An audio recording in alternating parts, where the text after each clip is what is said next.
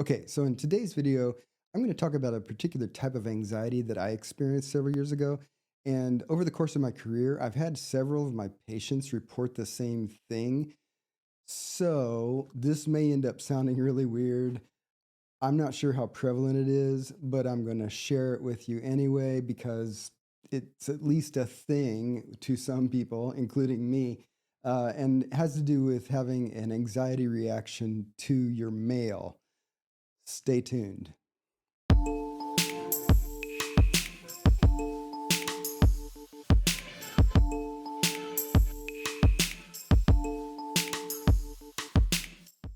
Okay, so as I said in the intro, I'm going to talk about something that may be weird in terms of not that prevalent. Maybe this has never happened to you, but if it has, you're going to totally understand. But it happened to me, and I've had several patients over my career report the same thing. So I decided, what the heck, I'm going to make a video about it and have a little story time and share one of the wacky things that happened to me in the past in case it's helpful to somebody out there. If you've watched other videos on my channel, you already know that I'm a little weird. Hopefully, I'm entertainingly weird. And hopefully, some of the time, I'm offering content that's actually helpful. And maybe this will be one of those videos. We will see. But anyway, so here's what happened. So early in my career, when I was a lot younger, I had this good fortune of ending up getting a couple really good gigs. So I was doing. I often have multiple irons in the fire. But a couple of the irons that I had in the fire were producing a fairly decent amount of money for me compared to the time I had to put into them. And so I was in a really good financial position. And then circumstances changed, and stuff that had nothing to do with me, nothing to do with anything I could control, caused two of the three main sources of my income to basically plummet to zero. One of them plummeted all the way to zero. The other one got chaotic and near zero. So I went from being really comfortable with a very stable, predictable income to having a lot less money than I had had. And it took me months to reorganize what I was up to in order to recover financially. So, this part is not unusual. I'm sure this has happened to many of you viewers out there. But so what happened was I ended up in, really tight financial times, and I hadn't saved to have enough cushion to kind of save me and buffer me at this point. And also, like many of you out there, I had some significant medical bills. And this is a common issue. This is maybe not the only thing to peg this story on, but unpaid medical bills is the number one reason in the United States that people file for bankruptcy. So, like a lot of people in financial straits, part of my pressure was that I was having to pay a lot of money to pay back some medical bills that I had because my out-of-pocket amount was outrageous, and I had incurred some debt because of that. So anyway, so I'm in debt partially because of medical bills, and I have these two income streams that basically vanish overnight, and I'm in financial straits, right? And I'm trying to scramble to reorganize and fix that, which I did eventually, but it took months to kind of get that all stable and resituated. So what happened was, I'm having all this stress because I have limited income and I've got all this financial stress. And what I found was that I was avoiding my mail. Like, I lived in a house that had a mail slot where the postal delivery person would just slide my mail through the slot and it would land right inside my front door. And I was letting it pile up. I didn't want to see it. And when I thought about getting it, I actually would have this acute anxiety, like near panic attack. And it turned out that even when I would go get the mail and I would like force myself to actually go grab the mail because obviously, some things are time sensitive, like paying bills and things like that. You have to eventually like confront that, or you don't have to. You can just avoid it altogether. But every once in a while, I would go get this stack of mail, and certain things as it started out, like like things like this that are just advertisements. It was easy to just like, oh, okay, I'm going to sort that into recycling because I know I don't want to buy something new and take some new offer. I'm going to throw that away. But then there's stuff that comes in the mail where they try to make it look official. like offers for credit cards and life insurance policies and blah, blah, blah. And that stuff started being really anxiety producing. So anything that looked like a business size envelope with that kind of clear thing where it might be a bill or an overdue notice or God knows what else might come in the mail. And that started like producing intense anxiety, like to the level of almost panic attack when I thought about even looking at what each of these individual things was. And then, of course, in the mail, you get shit like this, which is actual bills. So like this is a medical bill, like I had back then too. But you get something that is a bill, or it's a notice of some sort, right? And those things, like I couldn't even get myself to open them because I was like in this space where I was having to do this constant like juggling. Like I got to pay this bill first and pay that one later, because if I pay that one first, then I won't have enough money in my checking account to cover the other one, and then the check might bounce, or I get a late fee. And it was a big mess. So, long story short, I ended up with this strong avoidance uh, type of response where I was letting mail stack up and I wasn't checking it. And therefore, some things that I probably should have looked at, I wasn't looking at soon enough. So I was getting overdue notices and overdue fees. And I was also I literally was, to be honest, I was near a panic attack at times, just to have to like sort through the mail and figure out which things probably am I going to have to look at soon, if not now or yesterday. So anyway, I developed what I can now coin a term to call postal traumatic stress disorder, right? And no, I don't want to offend people with true PTSD out there, but it was that kind of syndrome where the thing became the mail, especially mail that looked like this kind of mail, became this trigger for me where I was having this acute anxiety to the point where I was not dealing with it. I mean, just to be honest, I was letting that stack of mail underneath my mail slot stack up, and so I eventually had to just decide, I mean, obviously I was working to resolve it. So the fundamental issue of do I have the money to pay the bills anyway is going to become a non-issue. But the thing was, at some point I had to think, I actually just have to deal with this in some way, or else I'm going to create additional problems like late fees that I shouldn't be paying because I actually can pay them, but I'm not paying them because I'm not opening the envelopes to see what fees are actually due, blah, blah, blah.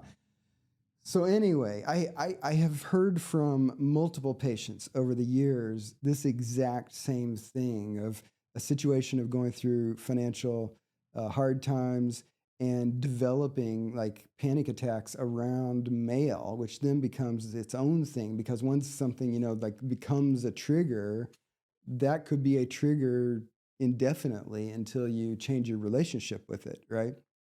So so here's some things that relate to how I resolve that, and some tips for you if you happen to be in this situation where you've developed an anxiety reaction just based on mail, even before you know what the mail is, just because of these associations that happen when you're going through hard times, and because crap comes in the mail that is pressuring or scary. Um, One idea is actually to use avoidance, because if it's really anxiety producing to the point of like panic attack kind of anxiety, why expose yourself to more of it than you need to? Now, obviously, this is not an argument to completely avoid it and just not check the mail like I did there for a while, but to reduce the frequency. So, what if you actually decide to deal with your mail, to actually focus on it and assertively attend to it every 3 days instead of every day? That lets you off the hook a couple days at a time. One possibility to consider. Another thing is to consider actually kind of checking out of your body. And we think about being checked out as a negative thing. We talk about that usually using that term in a pejorative term, like, hey, friend, I want to talk to you about something important and you're kind of checked out. I want you to pay attention to me and be present with me. So we don't want to be checked out in general, But there's some things that are so emotion laden in challenging ways that if we partially check out, we can let our rational mind then lead us into what we rationally and wisely know is the correct behavior. So the thing is, like, something that's very, very troubling, but where you know that the trouble is not really based in rational reality. So like it's not rational for me to be so scared of mail that I can't open mail, right? I mean, sure, it's miserable to open something and get a bill that I know that I can't pay, but the thing is, I really need to be able to at least open the envelope and look and see what I'm dealing with, right?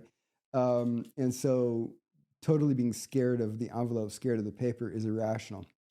But if I can realize I'm having this high magnitude negative fear reaction, emotional reaction to the thing, in this case, the mail, just letting myself be more checked out and going on rational autopilot, which is, okay, yeah, there are all these feelings.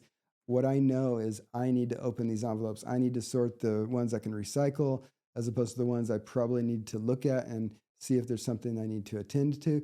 And if I can't attend to it, I can't attend to it, but I'm going to sort them. So I've got a stack of things that then I know what I will need to attend to. So that's the rational scheme for the argument for why I should open the envelopes. But I'm going to avoid doing those steps if I'm having overwhelming internal emotions. So calming the emotions in order to ignore them basically is one way to then just go on autopilot and do what you know that you need to do, even though it feels uncomfortable, because you're just saying that channel that includes all the emotional stuff, I'm turning that channel down. I'm not going to pay attention to it. I'm going to kind of do this on autopilot or half checked out so that I can get done what I rationally know I need to get done in terms of sorting through the mail. Now, you also could do an exposure in order to desensitize yourself to the trigger. And this works with all sorts of triggers. We use this method when we deal with phobias. We use this method when we deal with OCD type triggers. But step one is totally separate from dealing with your mail. So we're going to set that aside and just say, you need to learn how to do this one thing in order to do the exposure really well. And the one thing you need to learn how to do is mindful breathing. And I've talked about this a lot. I will continue talking about this a lot because I think it is a very useful thing for people to learn to do. It's a very useful way to condition your brain to deal with stress more effectively. And if you want to learn how to do it, I'll put a link up here at the top and you can go watch a video. It's very easy. You can learn it in a couple minutes and it only takes a minute at a time to practice it. But basically, you need to learn how to do mindful breathing. Do it while not focusing on the mail. Just do it because it's a good thing to learn. Watch that video and then do a minute at a time, 5+ times per day. So you're going to do 1 minute of mindful breathing at a time, and you're going to do 5 or more of those per day, okay? And you need to do this for a few days. So I'm talking 3, 4, 5, 6 days in a row. You're doing 5+ sessions of 1 minute each of mindful breathing. And the reason you need to do that is because mindful breathing and the response that we have actually it retrains the brain. It increases certain neural pathways in the brain that actually increases our capacity to remain calm in a situation that is triggering. Okay. So step one is learn how to do mindful breathing. Step two is actually practice it so that you start to recondition your brain. And then step three is after you've done this for like 3, 4, 5 days a week. Okay. Then what you do is you get one of the envelopes that produces that sort of anxious trigger. Here we're talking about mail anxiety, right? So you get a piece of mail that is going to reliably be the type of mail that will bump that trigger up, okay? And what you do is, since you've already learned the mindful breathing, since you've already been practicing it for, let's say, a week, then what you do is you just hold the mail, you don't open it, you just hold the mail because it's already producing your trigger because you're looking at it and that's the way it's working at that point. And then you do mindful breathing until you notice that you come down a notch. So if on a scale of 1 to 10, you look at the mail and it bumps you from a 2 up to 6 or 7, okay, you hold the mail and do mindful breathing for 1, 2, or 3 minutes until you can get down to, let's say, a 4 or a 5, okay? Then put the mail down, Okay. Go do something else. Totally divorce yourself from a focus on the mail. And then at some point later, come back and do that exposure again. Hold the piece of mail, but then do the mindful breathing. You're not forcing yourself to open it. You're not forcing yourself to go more into the mail related stress or the financial stress, but what you're doing is you're desensitizing your brain's irrational, disproportionate reaction that's been learned in response to mail. You're reversing that learning. You're unlearning the anxious response to the mail by practicing mindful breathing and relaxation while holding a piece of mail, okay? And if you do that over and over, you can gradually desensitize yourself to the high magnitude anxious response. You may still have some anxious response, but you're going to lower the magnitude of the anxious response that you have in response to that trigger, okay? Now, obviously, I would be irresponsible if I didn't say a fundamental aspect of this is dealing on some level in some ways with the underlying issue. And if you're having financial issues, if that's what relates to this, and it was true in my case, and every one of my patients who's reported mail-related anxiety, it's also been a financial related issue. So that does mean that on some level, you have to kind of reckon with what is going on with me financially. Like, do I need to consider bankruptcy, or do I need to consider getting a new job? Do I need to consider a loan or opening a new credit card, or whatever it happens to be that instrumentally you need to do to resolve your actual financial situation? Those may be steps you need to do.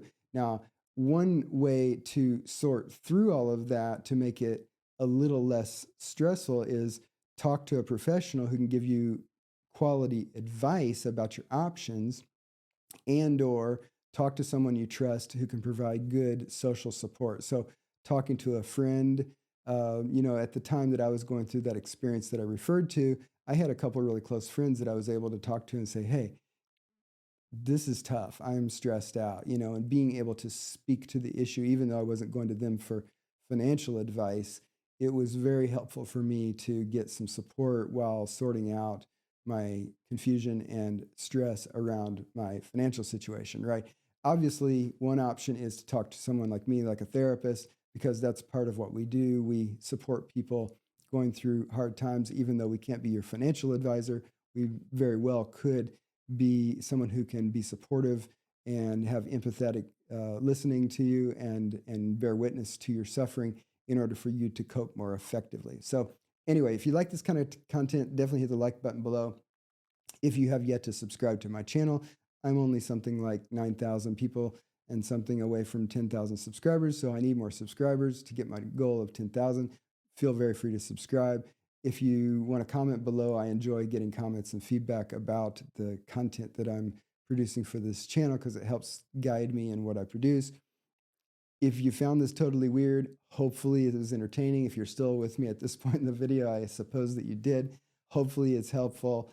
And if you have a friend who's going through a similar kind of thing, you might share this video with them as well. Thanks for joining me today, and I will see you in an upcoming video.